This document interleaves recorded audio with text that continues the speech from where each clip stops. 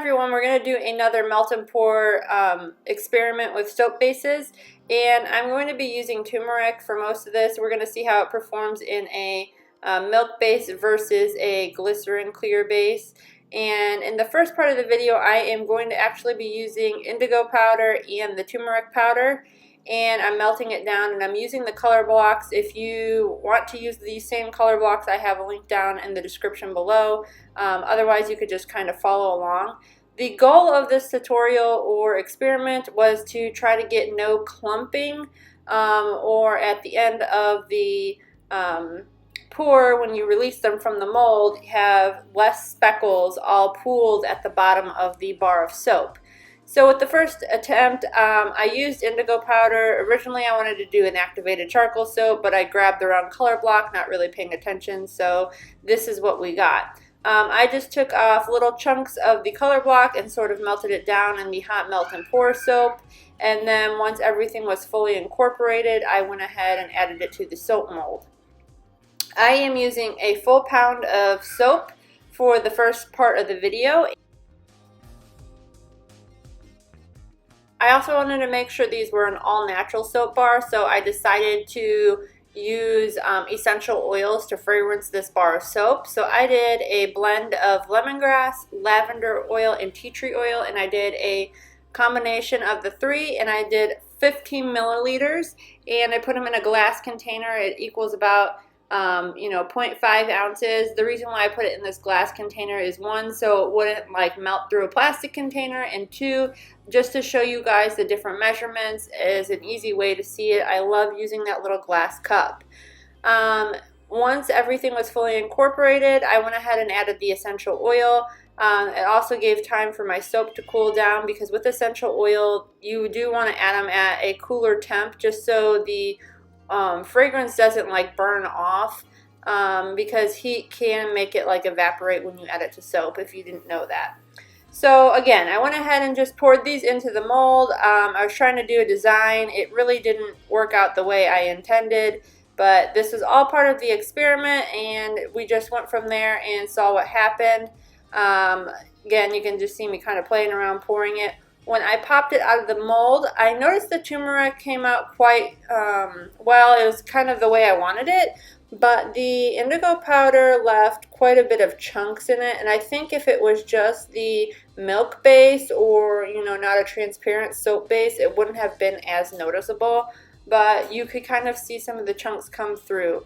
You won't see it until that last bar I pull out, because you can see the big blue chunks the most. You could kind of see it in this other one. So for the second part of the video, that's why I wanted to just take the clear glycerin soap, melt and pour soap, with also a milk base, which, if I didn't already mention, I'm using a coconut milk base. Both of these come from Crafter's Choice or Wholesale Supplies Plus, so if you want to use the same base, you can. And so you could see kind of all of that buildup of the indigo powder, and I didn't like that, so that's why I decided to scrap this video, or this portion of the video, and rework it. So we're on to the second attempt.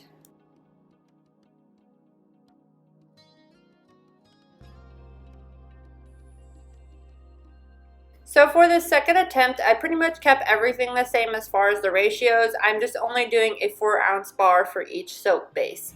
So I went ahead and I melted everything down, and I'm using just a tiny chunk, about that total, to color both the clear soap base and the milk soap base. So I'm just using a few tiny pieces at once, and I'm mixing them in.